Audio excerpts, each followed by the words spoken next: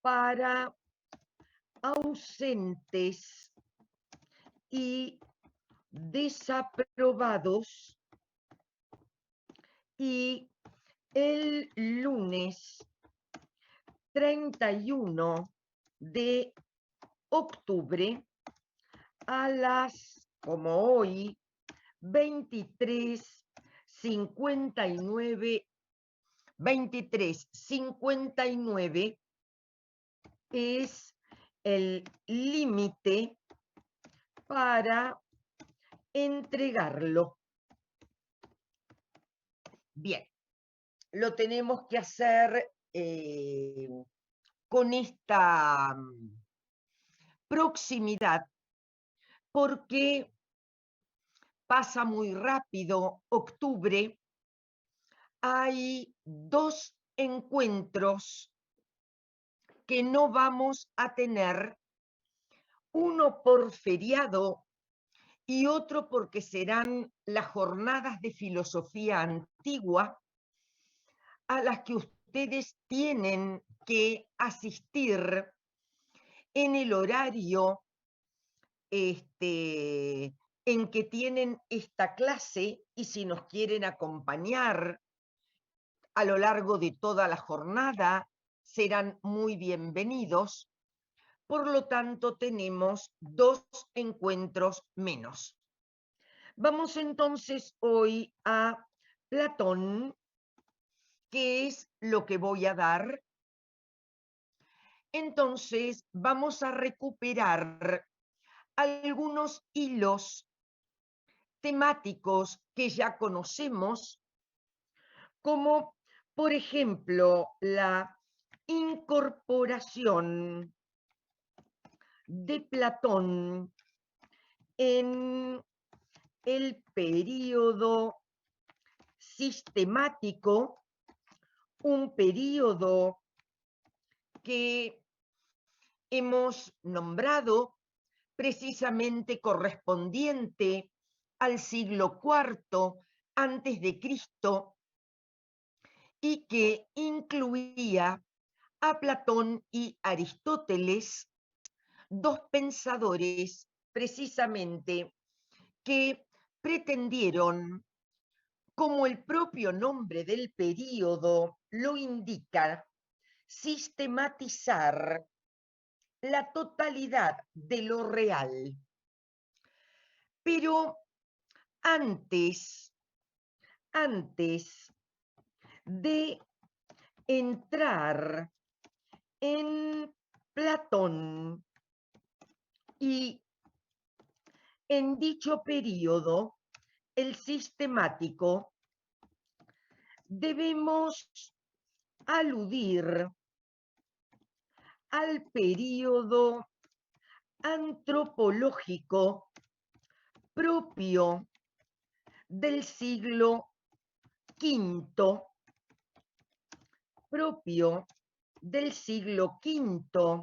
antes de Cristo, y la recuperación del período antropológico lo vamos a hacer precisamente a partir del contexto histórico con el que vamos a abrir las clases dedicadas a Platón.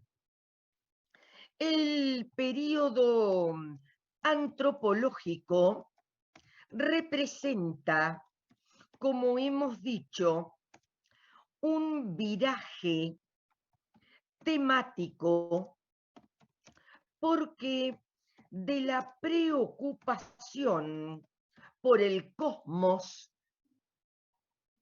que era precisamente el objeto de interrogación de los jónicos que vimos el último encuentro,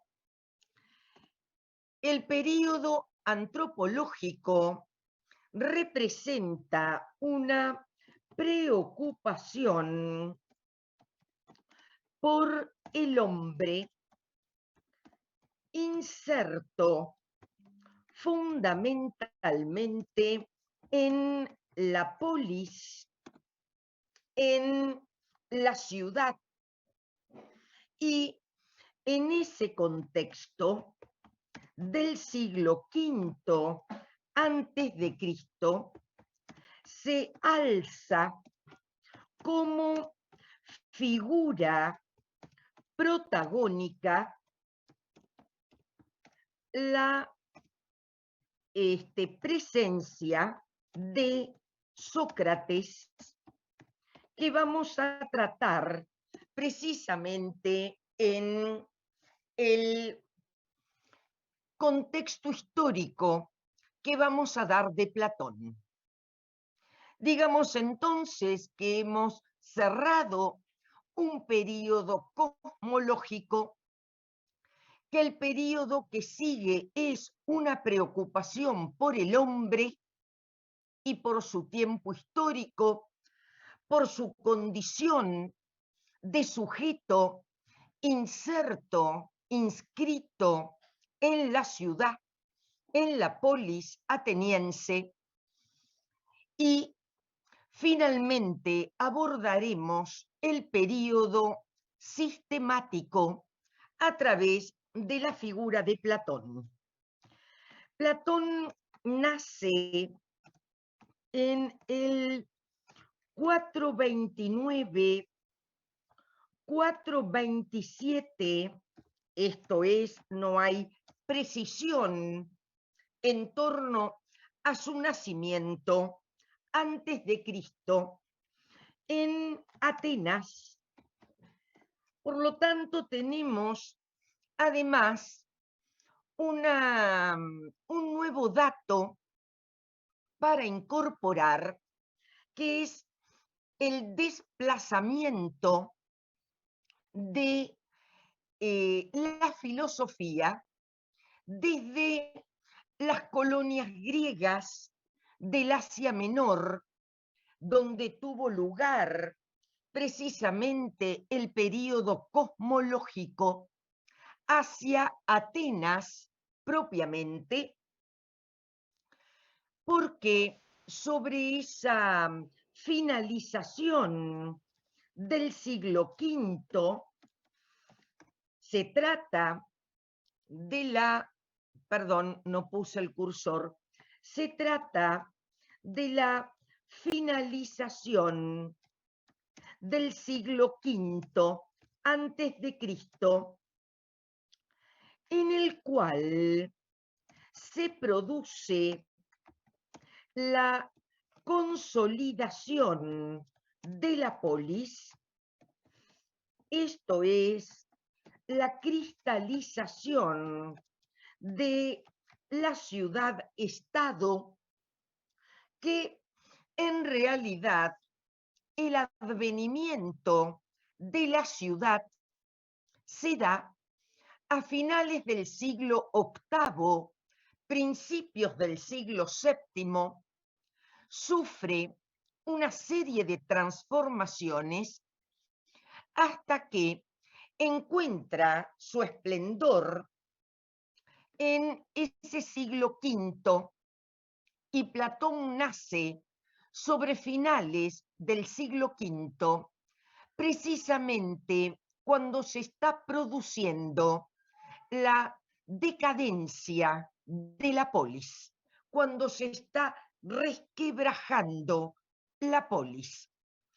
Ese siglo V antes de Cristo, por supuesto, es llamado el siglo de oro ateniense, precisamente porque se produce un esplendor de las artes, de la arquitectura, del comienzo de la consolidación de la filosofía política en Atenas a través de movimientos como la sofística y la polémica que Sócrates entabla con la sofística, que es de lo que vamos a hablar en un rato.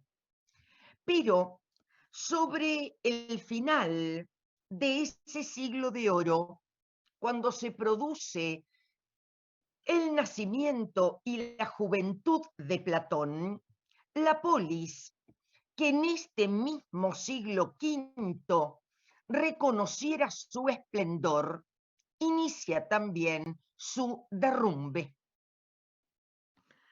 Hay dos acontecimientos que marcan la juventud de Platón en este contexto histórico con el que hemos arrancado. Y desde ahora la P, por favor, es Platón. Y esos acontecimientos son, en primer lugar, la guerra del Peloponeso, fundamentalmente porque se trata de una guerra interna, se trata de una guerra intestina donde se enfrentan las dos mayores ciudades de la Hélade de Grecia. Los griegos llamaban Hélade a su patria, Atenas y Esparta, que constituyen las cabezas de dos ligas de ciudades, y la totalidad de las ciudades se encolumnan detrás o de Atenas o de Esparta.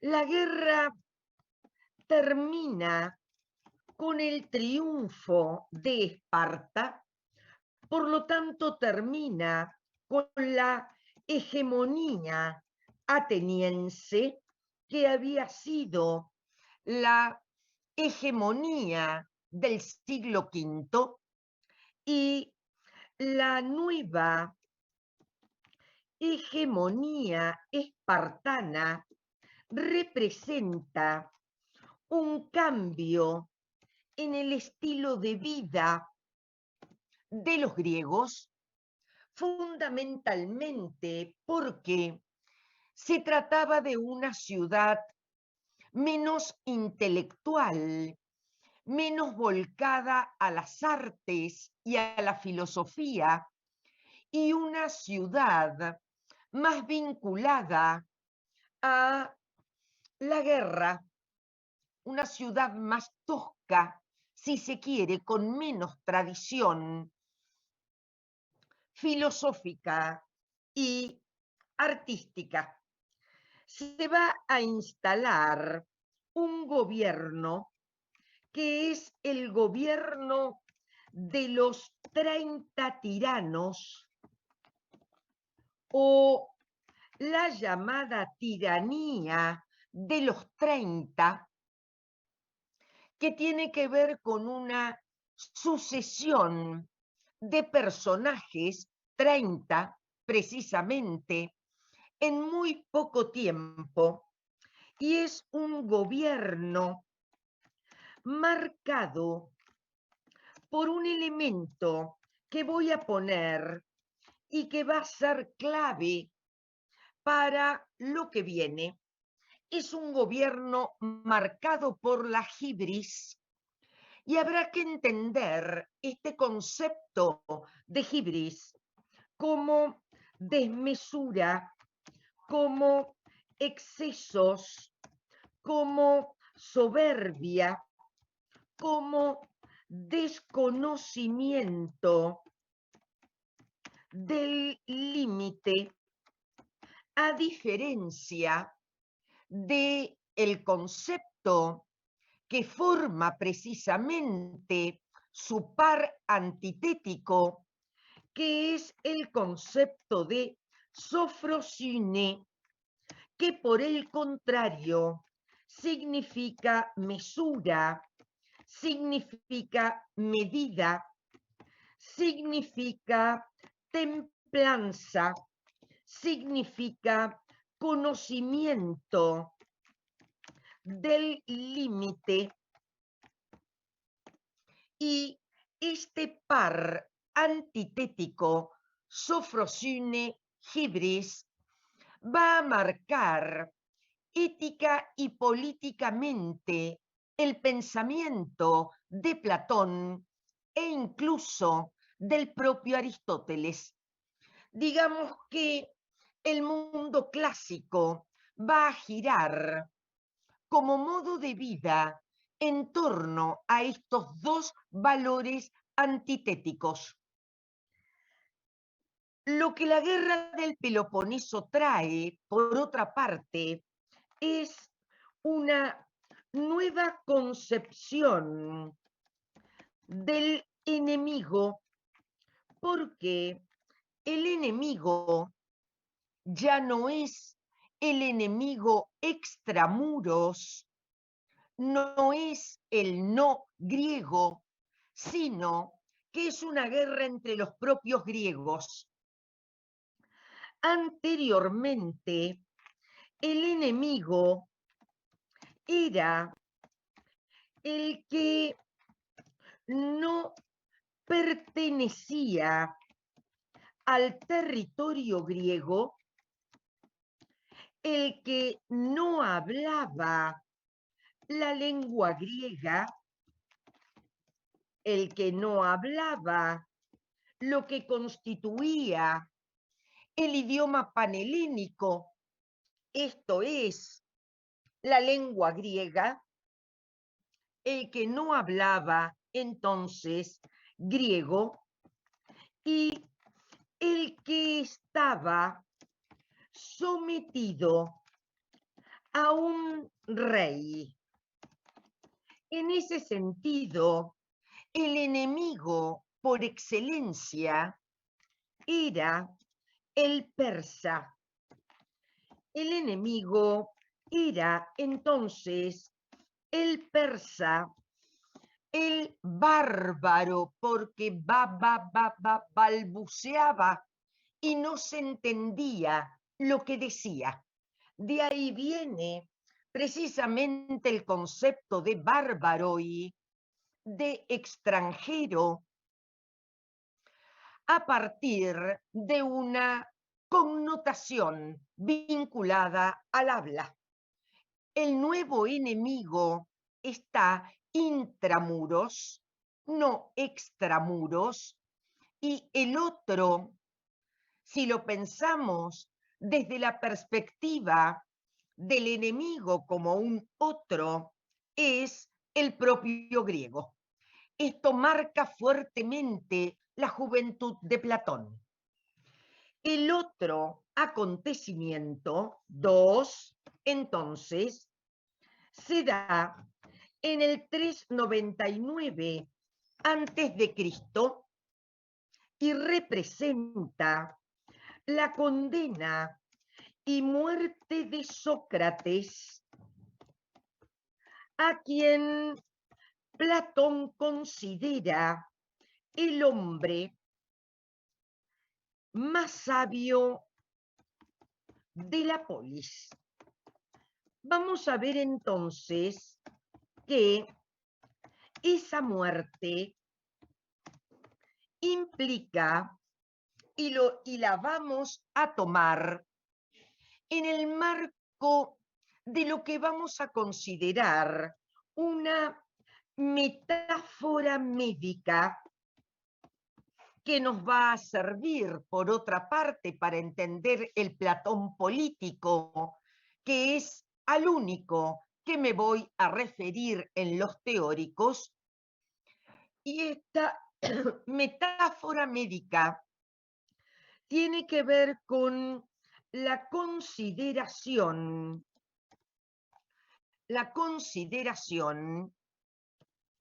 de una ciudad enferma, precisamente porque no ha sabido albergar al hombre, no ha sabido cuidar, honrar, albergar a ese hombre que era el hombre más sabio de la polis.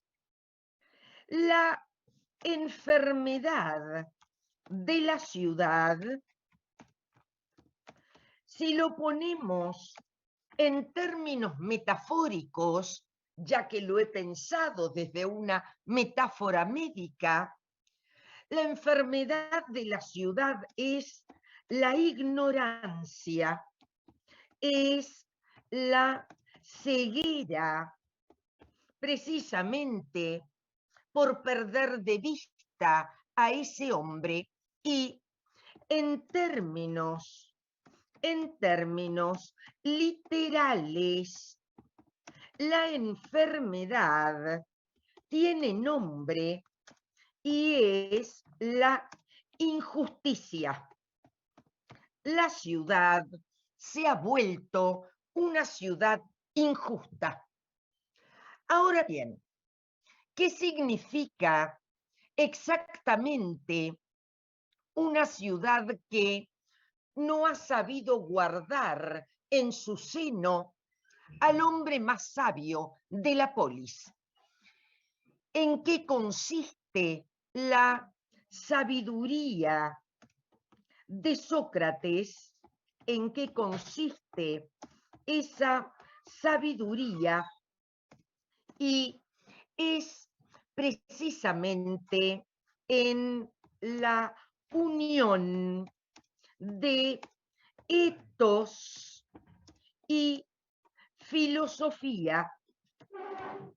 Entonces, debemos pensar el concepto de etos no meramente desde algo que suena parecido a ética, sino que lo voy a pensar etimológicamente, y etos es manera de vivir, actitud de vida, forma de vida y costumbre.